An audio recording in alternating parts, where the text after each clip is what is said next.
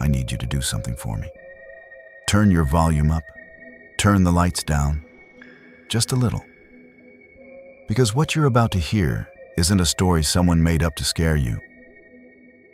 These are 3 accounts, pulled from police reports, survivor testimonies, and interviews that were never meant to be public.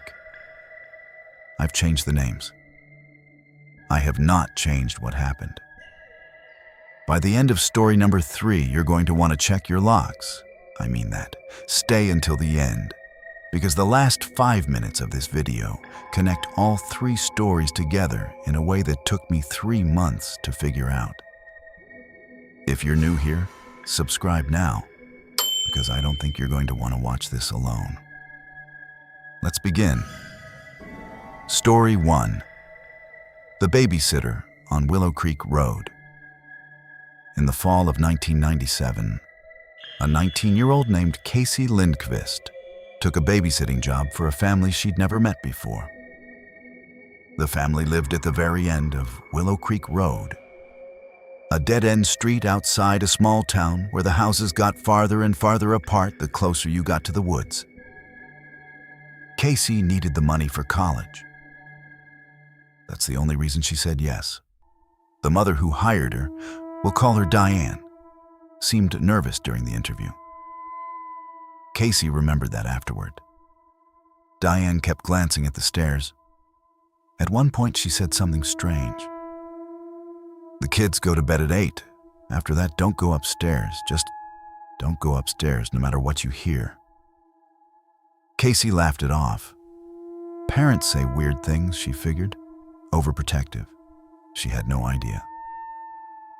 The night started normal. 2 kids, 6 and 8, easy to put to bed.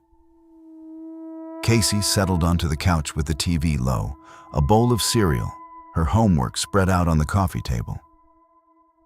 The house was quiet. Too quiet, she'd say later. The kind of quiet where you can hear the house settling, the pipes ticking, your own heartbeat in your ears. At 9:47 p.m., the phone rang. She picked it up expecting Diane checking in. It wasn't Diane. A man's voice, flat, calm, almost bored, asked her, "Have you checked on the children?" Casey said yes, they were fine, and hung up, a little unsettled but telling herself it was a wrong number.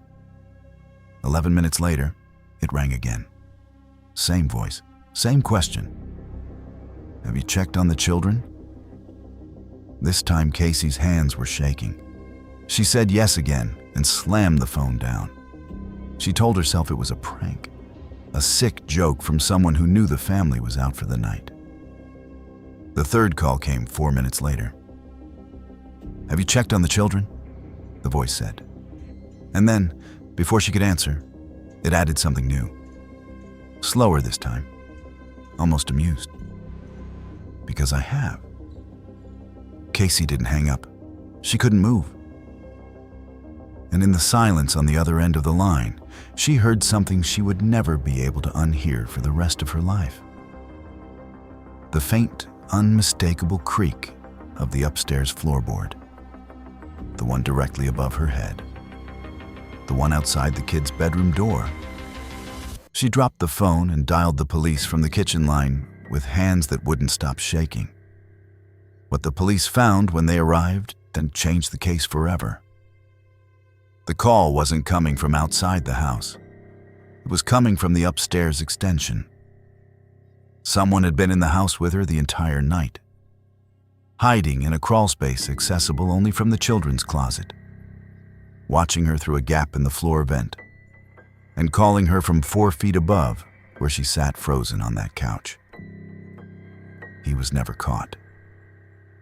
Not that night, not ever. Diane, the mother, later admitted through tears to police that this wasn't the first time it had happened. That a previous babysitter, years earlier, had reported the same calls and quit without explanation, and the family had simply stopped talking about it, hoping it would stay away if they never said it out loud. Casey moved out of state within the year. To this day, She says she cannot sleep in a house with an upstairs she can't see. And here's the detail that never made it into most retellings of this story. When investigators pulled phone records, there had been a fourth call. Logged, time-stamped, 4 minutes after Casey called the police. No one ever answered it. Story 2. The Numbers Station. If you've never heard of a numbers station, here's a quick primer, because you need to understand this to understand what happened to Marcus Webb. Numbers stations are real.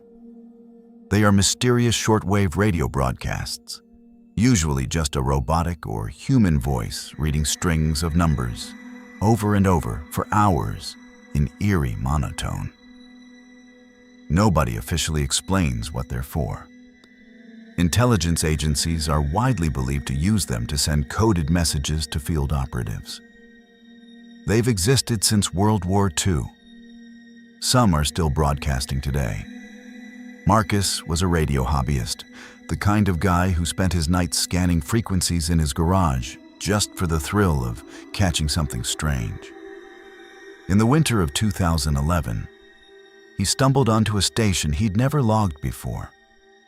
A woman's voice, calm and mechanical, repeating sets of 5 numbers in German-accented English over a bed of static. He recorded it because that's what hobbyists do. He posted a clip online in a forum for number station enthusiasts. Just 3 minutes of audio, time-stamped, asking if anyone recognized the frequency. The replies started normal. A few people identifying similar stations.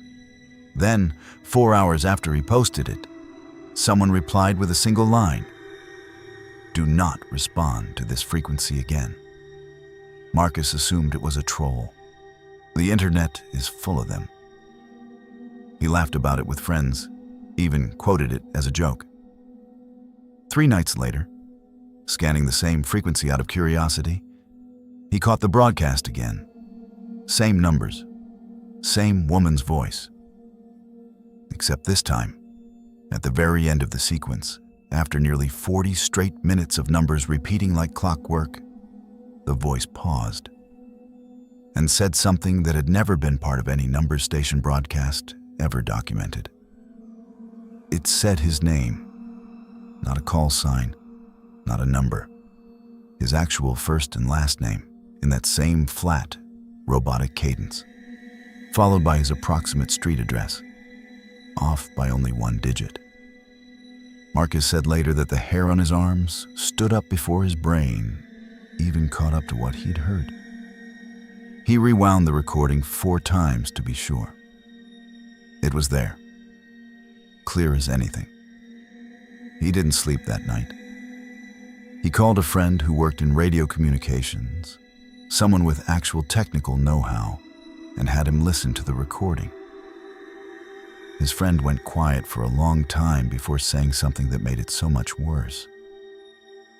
Number stations don't do call and response. They broadcast one direction. For your name to be in there, somebody had to know you were listening in real time and build it into the broadcast before you tuned in. Meaning, whoever or whatever was on the other end of that frequency knew Marcus would be listening that night. Before he even turned the dial, Marcus stopped his hobby completely after that. He deleted his forum account. But 6 months later, driving home from work, he had his old car radio scanning stations out of habit. And for 3 full seconds, before he frantically changed the channel, he heard that same woman's voice, reading numbers. And somewhere in that string of digits, he swears he heard his own phone number. The recording still exists. It's out there, buried in an archived forum thread. 12 seconds of numbers ending in a woman calmly saying a stranger's name into the void. Nobody has ever explained how. Story 3. Cabin 14. This last one is the one that made me stop making this video twice before finishing it. I want you to really sit with this. In 2005, a group of 5 friends rented a cabin for a long weekend at a lake in the Pacific Northwest. The kind of remote booking you find through word of mouth. No reviews, no real online presence. Just a phone number scrawled on a flyer at a gas station. The cabin was called simply Cabin 14, part of a row of numbered rentals along the lakeshore, most of which sat empty that time of year. The caretaker who handed them the keys was an older man who said only one strange thing before he left. Don't go past the tree line east of the property. Doesn't matter what you hear out there. They laughed about it the way you do, made jokes around the campfire that night about ghosts and the boogeyman. Typical stuff. It was the second night when the sound started. Around 1 a.m., one of the friends, we'll call him Devin, woke to what sounded like someone walking slow, deliberate circles around the outside of the cabin. Not running, not sneaking, walking like they wanted to be heard. Footsteps on gravel, pausing outside each window in turn, moving to the next. Devin woke the others. They sat in the dark, dead silent, listening to those footsteps circle the cabin not once, but 4 full times, pausing longest outside the bedroom windows, as if counting who was inside, room by room. Then, nothing. Silence for almost 20 minutes. Then 3 knocks. Slow, deliberate, on the front door. Nobody answered it. Nobody breathed. And after the 3rd knock, a voice, a man's voice, calm, almost gentle, said through the door, "There are 5 of you in there. I only count 4 sleeping bags on the porch." They'd left their gear drying on the porch railing that afternoon. Someone outside had counted it. Here's the detail that still doesn't sit right with anyone who's heard this story. There were, in fact, only 4 sleeping bags on that porch. The 5th friend had brought a separate air mattress instead. Whoever was outside that door hadn't just been watching the cabin. He'd been watching them long enough to know exactly how many of them there should be. And he was wrong by exactly the amount that mattered. Which meant he'd been counting for hours, maybe longer, and gotten it almost, but not quite right. Nobody called the police that night. There was no signal, and the nearest town was 45 minutes by a dark forest road. Nobody wanted to drive at 1 a.m. Instead, they piled every piece of furniture they could lift against the door and sat in the living room with kitchen knives until sunrise, in absolute silence, listening to footsteps pace outside for another hour before finally, fading toward that tree line the caretaker had warned them about. At sunrise, they left everything behind, bags, food, most of their belongings, and drove straight home. When one of them called the rental number 2 days later to ask about a refund and to report what happened, the number was disconnected. When they tried to find the cabin listing again to report it to authorities, it no longer existed anywhere online or in any rental registry for that lake. They went back once, a year later, with a police escort at Devin's insistence, unable to let it go. Cabin 14 was still standing. But the row of cabins beside it, the ones that had been occupied by other renters that same weekend, had been empty the entire time. No bookings, no guests, no caretaker on record. They had been the only people at that lake that weekend. Which means whoever circled that cabin 4 times, counting sleeping bags in the dark, hadn't come from any of the other cabins. He'd come from the tree line. 3 different decades, 3 different states, 3 strangers who never met each other, who never knew each other's stories. But here's what none of them knew when they lived through it, and what I only pieced together after months of digging through old reports for this video.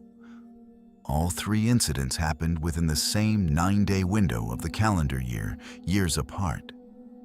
A babysitter counted floorboards above her head. A radio hobbyist heard his own name read out of the static. And 5 friends were counted, one by one, from the dark. I'm not telling you what that means. I don't know what that means. I'm just telling you to check your locks tonight. And if your phone rings twice in a row from a number you don't recognize, maybe let the 3rd one go to voicemail. If this video kept you up, hit subscribe. I post a new one every week, and trust me, I've got worse than this saved for next time.